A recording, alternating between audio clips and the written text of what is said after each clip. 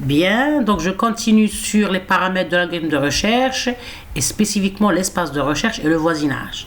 Donc on a déjà parlé de l'espace de recherche. Concernant le voisinage, pour déterminer l'ensemble de voisinage NSK, neighboring du point SK, qui est le point courant, on doit utiliser un opérateur de voisinage, c'est-à-dire une fonction qui va déterminer le nombre de voisins. Donc dans notre cas, puisqu'on a un problème d'ordonnancement, on va utiliser des permutations, des mouvements sur les positions des tâches. Donc l'opérateur, c'est le fait de permuter. La fonction, c'est une fonction de permutation entre les positions. Donc on apporte des modifications à la solution SK par des mouvements, les mouvements des positions des tâches. Bien sûr, des mouvements élémentaires, c'est-à-dire entre deux tâches. Dans notre cas, c'est l'opérateur de voisinage choisi. Parce qu'il faut savoir qu'il y a beaucoup d'opérateurs de voisinage. Il y a beaucoup de fonctions pour déterminer le voisinage du point SK, c'est-à-dire le nombre de voisins du point SK. Bien. Donc la définition du voisinage est adaptée selon le problème. Donc ça c'est une remarque importante. La définition, bien la détermination du voisinage d'un point SK est adaptée selon le problème, selon votre problématique. Il faut bien analyser la problématique pour pouvoir savoir comment définir la fonction de voisinage ou bien l'opérateur de voisinage. Très bien. Donc dans notre cas, puisque c'est un problème d'ordonnancement, notre fonction, c'est une permutation, bien des mouvements sur les positions des tâches dans la solution. Parce qu'on a vu que la structure de la solution, ce sont un ordonnancement. Vous voyez, on va se rappeler. Vous voyez ici que la structure de la solution, c'est, vous voyez ici, c'est l'ordre, c'est-à-dire la solution elle contient les 5 tâches dans un certain ordre. C'est ça, la sémantique, si je puis dire, de la structure premièrement de la solution et sa sémantique. C'est comment ordonner la réalisation des 5 tâches pour avoir un minimum de retard, qui est la fonction objectif. Donc, le fait de permuter entre deux positions, c'est ça l'opérateur de voisinage. Donc, on va permuter c'est-à-dire les positions pour avoir d'autres solutions qui vont être voisines. Bien, maintenant, quel est le nombre du voisinage? Donc on a compris, bien on a déterminé la fonction qui détermine le voisinage, c'est la permutation. Mais combien de permutations? On va le voir tout de suite. Donc de nombreux problèmes se ramènent à la recherche d'une permutation optimale.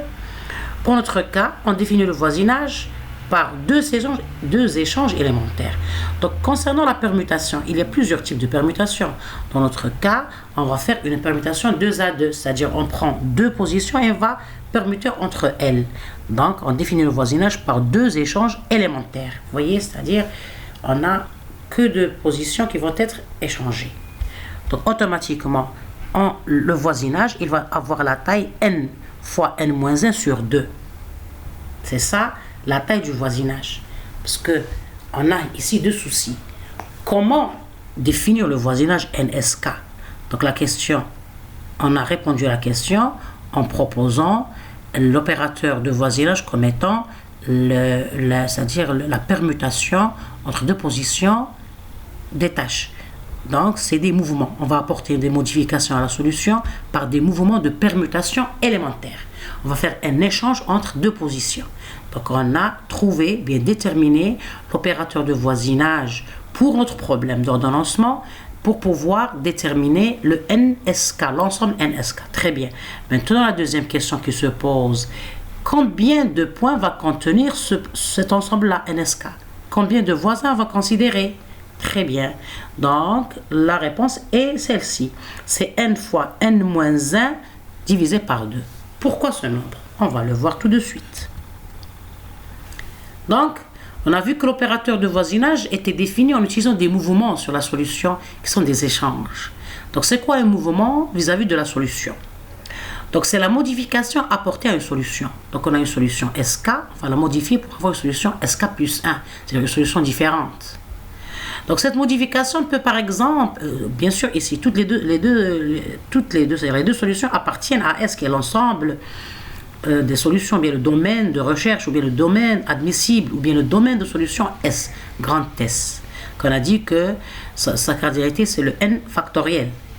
D'accord? Donc, cette modification peut par exemple être un échange, une transposition entre deux éléments de la solution. Donc, deux positions des éléments. Maintenant, l'ensemble NS, bien NSK, des solutions voisines de la solution SK s'exprime comme l'ensemble des solutions admissibles que l'on peut obtenir en appliquant à la solution S un mouvement M appartenant à un ensemble de mouvements grand M. Donc on a des mouvements, on a plusieurs mouvements bien sûr.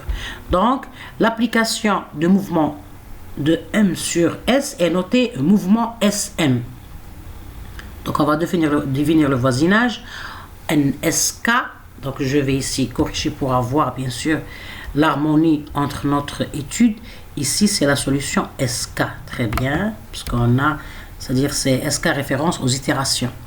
Donc l'ensemble NSK de solutions voisines, bien sûr de solutions voisines à la solution SK, s'exprime comme l'ensemble des solutions admissibles qu'on peut obtenir en appliquant à la solution SK, bien sûr, un mouvement M, on a noté M parce qu'on a beaucoup de mouvements, appartenant à un ensemble grand M. Puisqu'on a beaucoup de mouvements, donc on a un grand M. Ici aussi la question se pose, combien de mouvements on va faire? C'est ce qu'on va voir tout de suite.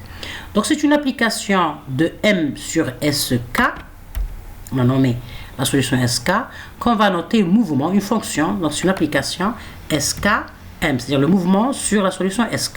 Donc on définit alors notre voisinage. Je suis en train ici de formaliser l'opérateur de voisinage. Donc on va déterminer NSK, c'est-à-dire l'ensemble NSK, le neighboring de SK ou bien le voisinage de SK, par l'ensemble des S', c'est-à-dire d'autres solutions S', telles que S' c'est le mouvement de SK M, c'est le mouvement apporté sur la solution SK.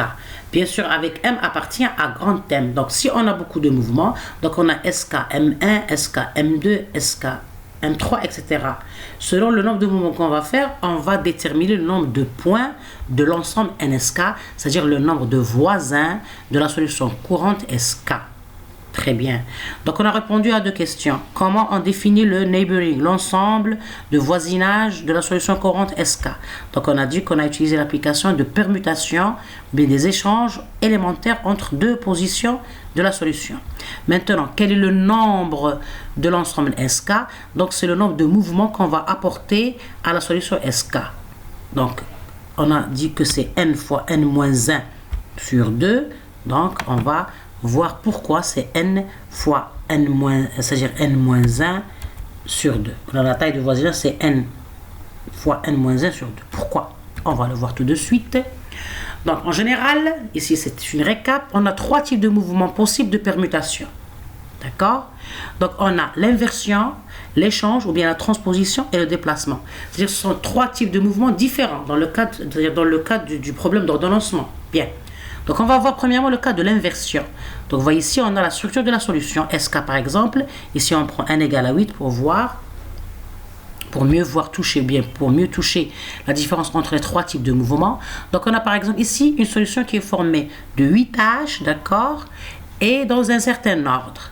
Donc, si on va appliquer l'opérateur de voisinage, c'est-à-dire en utilisant la permutation de type inversion, donc, c'est-à-dire on prend deux positions séquentielles et on va les inverser. Inverser les positions séquentielles, c'est-à-dire ce sont des positions qui se retrouvent à côté.